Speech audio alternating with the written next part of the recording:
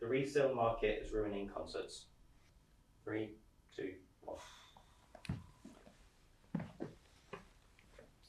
I'm still in the middle. Yeah, I mean, I wouldn't say that it's ruining the concert because you still would get the same enjoyment out of it that you would have any other way. It's just the amount that they get like marked up is ridiculous, and there's no need for it because even if you take out all of the money that goes to the artist and the crew that put on the show, a large portion of that will end up going to the website that are reselling it. So.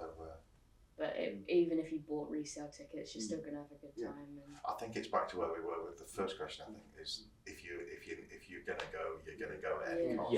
And actually, even if you're bitter about the amount that you've paid and you've had to miss out on you'll other just things, make it worthwhile. the actual day that you go in, it's like, it makes it that much more enjoyable. I think, because if you spend so much money, you're going to make the absolute most of it. I've never thought about that. You're going to do whatever you can to make sure that day is perfect. For me, if I've never actually got, tell a lie, I've gotten one set of tickets off resale, but it was before concert tickets were like marked up so much on resale. I went to see Phoebe Bridges in 2021 or 2022, one of them. But those tickets only cost about £30 on resale. Right. But if that was today, it would have cost me hundreds at least. Even in such a short time. Exactly. They go up. Interesting. I think part of that would also be because that example, she is more popular now than she was. Exactly. 3-4 years ago. Yeah. So there's a few factors involved in it, but I think your point still stands. Yeah, I think it kind of ruins the experience of getting the tickets because you feel like this dread of how much money you've had to spend on them, but it doesn't ruin the day. Okay, that makes sense. I guess the other bit means that also if you're going that route, you've kind of failed because you missed out on the pre-sale, you missed out on the sale, you're stuck with. And if you're the major fan, that's a disaster. Yeah. And the resale tickets, you get what you get. There isn't the seat choice. No. You can't get front row resale because that's all gone. Exactly. So, but I think it makes it difficult because obviously how expensive it is. But like we've all said, you're going to enjoy it regardless of how much you spend. And even with the really big bands, there are still always tickets available just before and on the day. Even with the Stones and even with Fleetwood Mac, you could still get tickets on the, there wasn't this, they've all gone.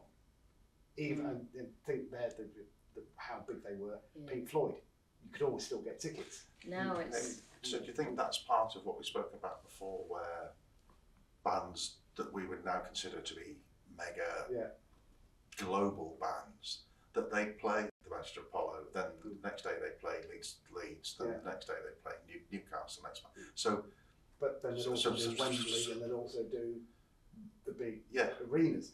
But people wouldn't have to travel so far. So the demand for tickets, instead of being the whole of the UK, was Manchester and around about, because the people that lived in Leeds were going to go to Leeds.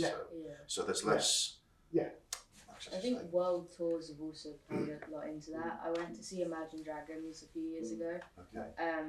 And they're an American band, and they had one English date. Yeah. So they had gone all over America, probably visited each state at least once, sort of thing. Yeah. They went to a few different places in Europe, and they went to Milton Keynes in the entirety of the UK.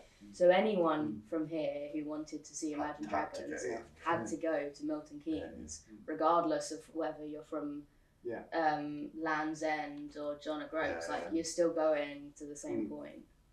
A lot of the time with resale, this actually kind of plays into what I said last time. You can't get the tickets sent to you until like very close to the concert date because a lot of them it won't allow you to transfer them. And that leads up to a lot of people to get scammed for buying resale tickets. You buy it and then you just kind of have to pin your hopes and dreams that you get sent this ticket by the time the concert happens. And if you don't, you don't. Right. Okay. Is that from resale site? Resale sites. So the stress of it can impact the lead up to the concert. Right. So that nervousness of will it be a scam or not? See, that's an internet thing. Yes. It is. And it's also whilst when we were younger going to concert with, I'm not going, I'm a little bit, but there was none of that, pressure that you really, you're going to miss out, and you're going to miss out. I'll see them again. It's not like they're not going to tour again. Yeah, just go see them next time. That's such a major event. They're like, I didn't see Garth Brooks in Ireland, but I'd seen him before. So I kind of knew what the show was going to be. Yeah. And that side, and the same thing, know what the songs, I know what the show's going to be. It's like doing, why I like the country thing is they bring everybody into one place, they move them around the country, so they're coming to us. And that's even, the big stuff. But you've got all the little bands, all the one people. So I was chatting to a guy called Travis Bolt, he's from Texas, and he was on the Oscar, we met in the hotel bar, and we just got chatting. And now he's going up the ranks in country in America. So that's the sort of way it seems like, the smaller venues. I saw Martina McBride in the little venue off Oxford Street. It was about this big. And she was still fairly big then in America, but not here. I think so. That's that side of things. My dad went to see, or he didn't actually see. I think it was a band called Blue Suede or Suede. Yeah, Suede. And so that was how it was known here. And he went to America, and the band there was a gig going for Blue Suede. And he was like, I don't care, that's fine. But then it was Blue Suede was Suede. It's just they'd had a different name in America. So he missed out going on this fairly cheap gig because he didn't realise that it was the same band that he was. And some of the, even in America, and they've been doing it here, is they'll do a gig but not tell anybody. And they've done some of those where just their fan club. People don't know, and so in the country they're going to be here and that sort of thing. So, and that's where they get to do what they used to do without having to go all the rattling towns and all the travelling around and all the kit and all the people there. Is I'm just going to do a stage, I'm going to do it acoustic.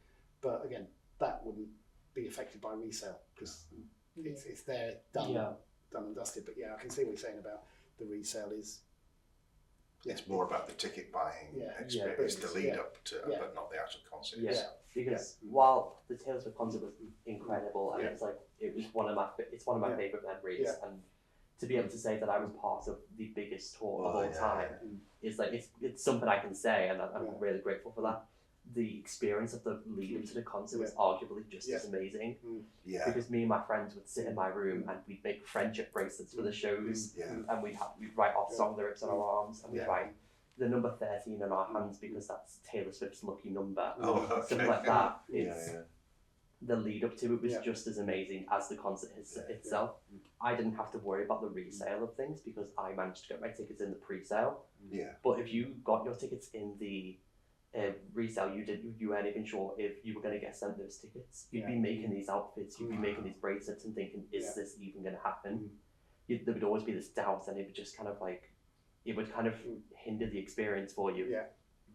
But the elation of getting the email or I'm not sure how it worked. You meet the person. You would typically get email the tickets. Right, okay. Wow.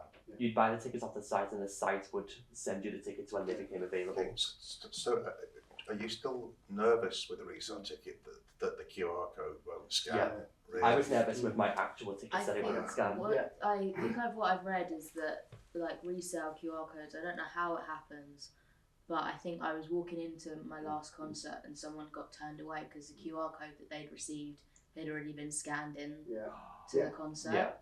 So it's like if you have a ticket with a special code and you get to the door and they say, oh, this ticket's already been used, and you go, well, what do you mean it's been used? This is my ticket. And then you can't go in because the person's already got your ticket. Because you think that because you've got that high of.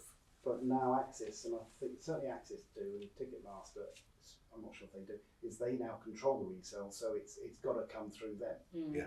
So even if you go through a website, the email has to come from Access with the code. That's right. So they're putting, because again, being an ex-cop, that's a nice little criminal activity. Resale tickets. I know we do people for it. So it's that sort of thing. So that's the other side of it is that's opening up to being the criminality side of, which was the old days, the guys on the corner they were from the local gang, and they would have made up the tickets in the back room with a printing press. Not a cockpit, a printing press.